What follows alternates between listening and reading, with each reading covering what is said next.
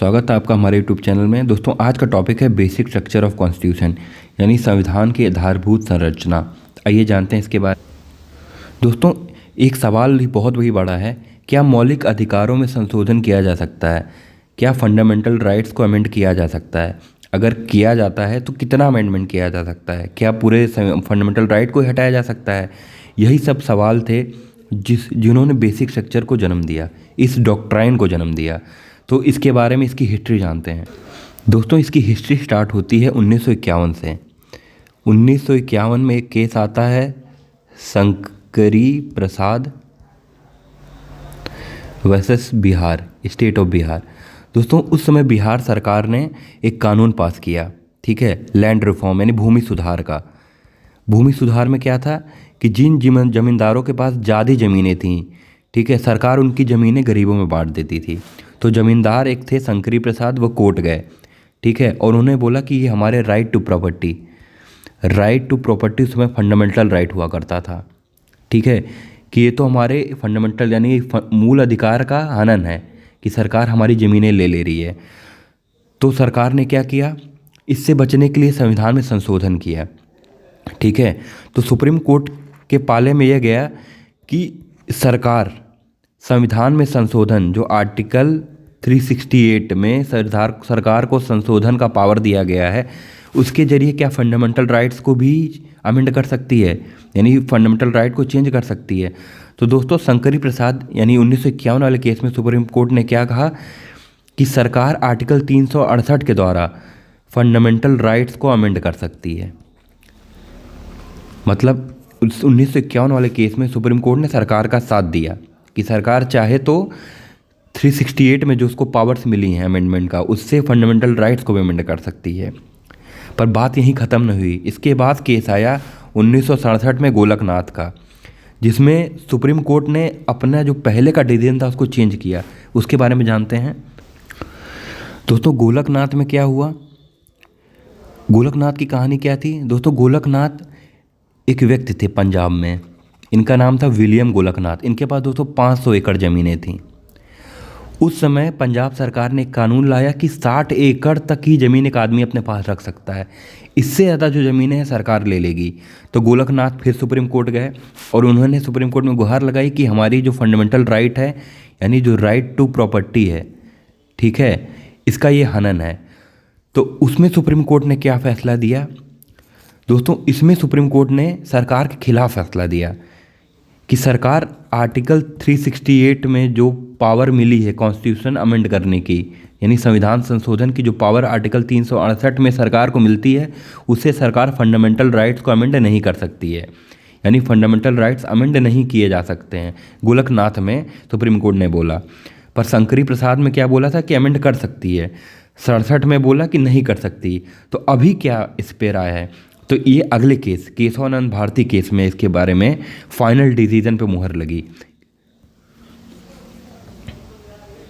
तो दोस्तों मैंने पिछले स्लाइड में बताया कि 1967 के गोलकनाथ के केस में सुप्रीम कोर्ट ने सरकार के खिलाफ दिया, यानी कि फंडामेंटल राइट को अमेंड नहीं कर सकते, ठीक है। तो इससे बचने के लिए इंदिरा गांधी की सरकार ने उस समय 24वां संविधान संशोधन लाया, 24th कॉन्स्टिट्यूशन अमेंडमेंट लाया। और इस संविधान संशोधन में क्या बोला कि सरकार कुछ भी अमेंड कर सकती है, ठीक है। इसके बाद टाइम आगे बढ़ता है, 1973 आता है। इसमें केशवानंद भारती, ठीक है, केशवानंद भारती, ये केरल राज्य के एडनीर मठ, एक मठ था एडनीर, ठीक है, एडनीर। तो उस समय केरल सरकार ने कानून लाया था कि जो मठों के पास ज़्यादा ज़मीन है वो सरकार ले लेती थी। तो केशवानंद भारती इस मठ के थे, इन्होंने सुप्रीम कोर्ट में याचिका दायर की, वही सेम कि हमारी राइट टू प्रॉपर्टी का ये हनन है, सरकार हमसे छीन रही है।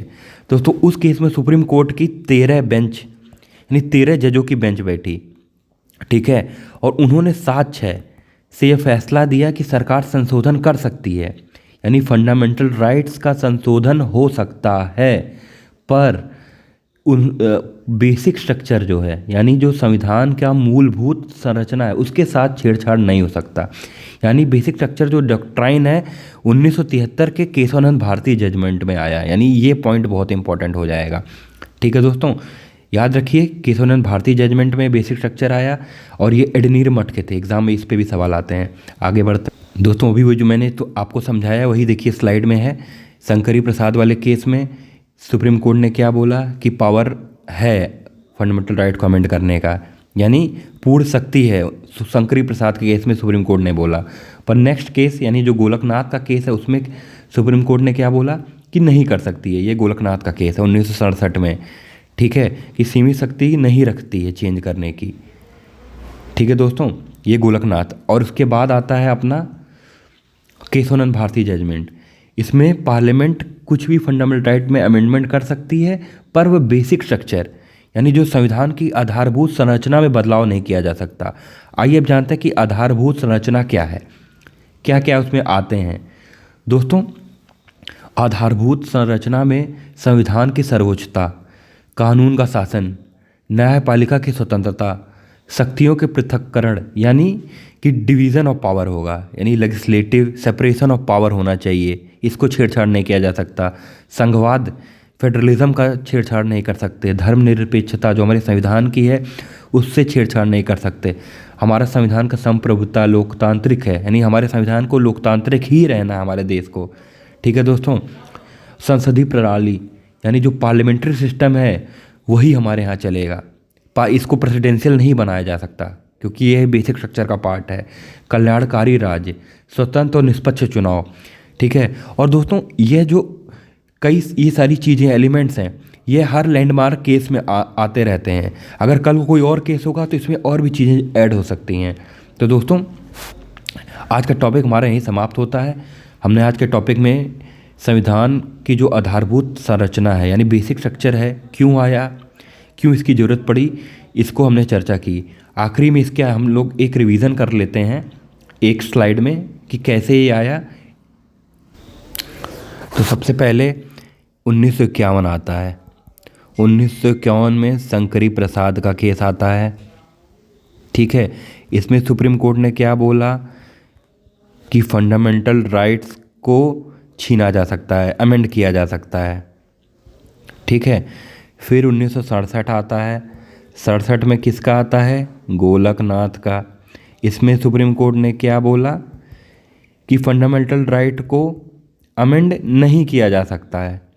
फिर 73 का केस आता है, केशवानंद भारती वाला, ठीक है। इसमें सुप्रीम कोर्ट ने क्या बोला कि फंडामेंटल राइट को अमेंड किया जा सकता है, ठीक, संशोधन किया जा सकता है, पर बेसिक स्ट्रक्चर के साथ छेड़छाड़ नहीं की जा सकती है, ठीक है। तो जो अभी का हमारा है यही है, ठीक है। तत्कालीन स्थिति यही है कि सरकार चाहे तो फंडामेंटल राइट को अमेंड कर सकती है, पर शर्त है कि बेसिक स्ट्रक्चर के साथ छेड़छाड़ नहीं कर सकती है। दोस्तों, ये रहा हमारा आज का टॉपिक। आशा करता हूँ आपको ये वीडियो पसंद आया, और अगर आपको ये वीडियो पसंद आया तो हमारे चैनल को ज़रूर से ज़रूर सब्सक्राइब कर दें।